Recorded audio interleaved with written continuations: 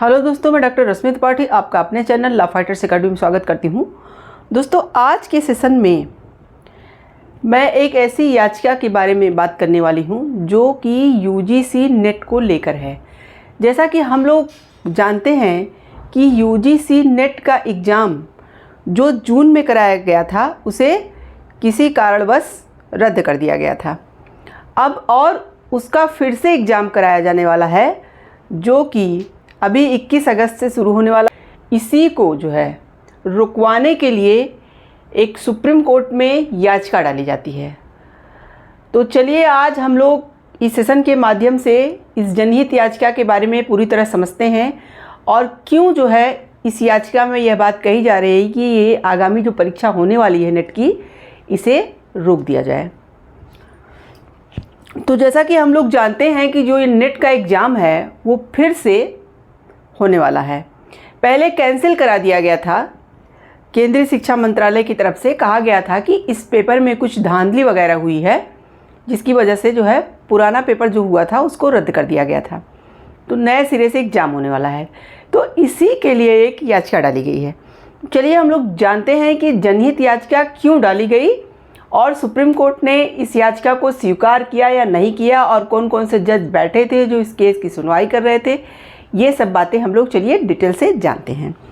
जैसा कि जो यह याचिका यूजीसी नेट की परीक्षा रद्द कराने के लिए डाली गई थी, उनका ये कहना था कि केंद्रीय शिक्षा मंत्रालय ने जो ये फिर से जो है पेपर करवा रहे हैं उसे रोका जाए। क्यों रोका जाए?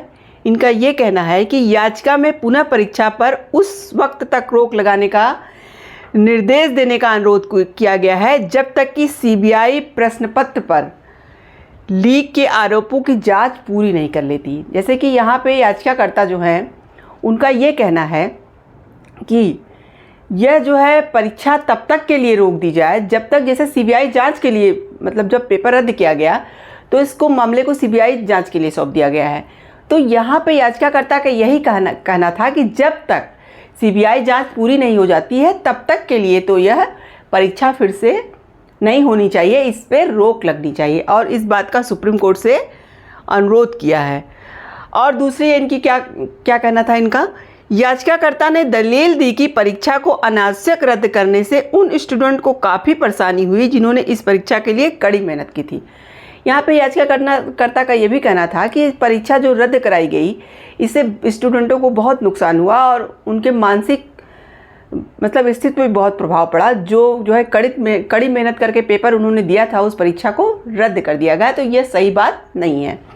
और उनका एक और कहना था कि याचिकाकर्ता ने दलील दी कि झूठे साक्ष्य के आधार पर परीक्षा रद्द करना न्याय नहीं होने के समान है। याचिकाकर्ता का यहाँ ये कहना था कि जैसे कि सीबीआई अभी जांच तो कर रही है, पूरी तरह से जांच नहीं कंप्लीट हुआ, लेकिन कुछ जांच के माध्यम से कुछ ऐसा पता चला है कि पुराने पेपर में किसी ने छेड़छाड़ किया था और जो है उसे वायरल वगैरह कर दिया था, तो ऐसा लगा कि पेपर लीक हो गया है, तो इसीलिए जो है पेपर को रद्द कर दिया गया था। तो यहाँ पे याचिकाकर्ता का यही कहना था कि बिना जो है जाने समझे पेपर को रद्द कर दिया गया और याचिकाकर्ता ने दलील दी कि झूठे साक्ष्य के आधार पर परीक्षा रद्द करना यह न्याय नहीं है।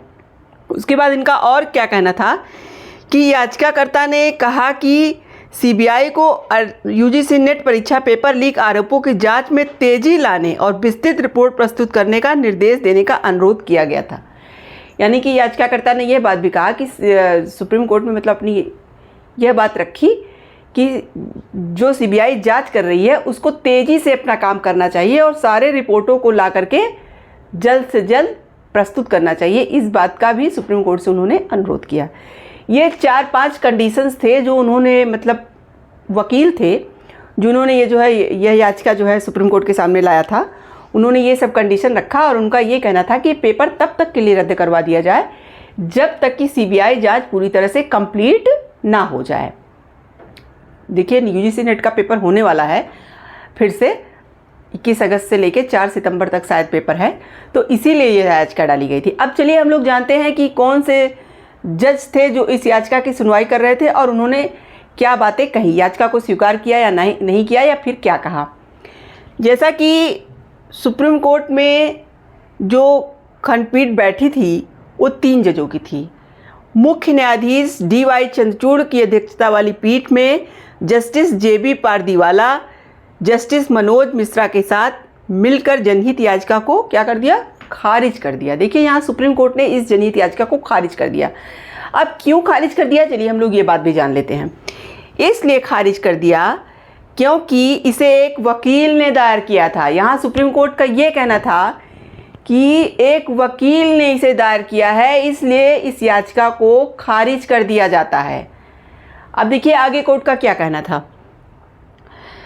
इसे एक वकील ने दायर किया था, सीधे प्रभावित होने वाले स्टूडेंट ने नहीं किया था। यहाँ पे कोर्ट का ये कहना था कि जो पीड़ित व्यक्ति है उन्होंने तो याचिका डाला ही नहीं, उन्होंने तो कोई बात कही ही नहीं, ये सिर्फ एक वकील ऐसा कर रहे हैं। इसीलिए जब वकील इस तरह से कर रहे हैं तो हम इस याचिका को खारिज कर रहे हैं। और कोर्ट ने, CJI ने वकील से कहा, आप क्यों याचिका लेके आए हैं? CJI DY चंद्रचूड़ ने कहा, जस्टिस DY चंद्रचूड़, उन्होंने वकील साहब से कहा कि आप क्यों याचिका लेके आए हैं?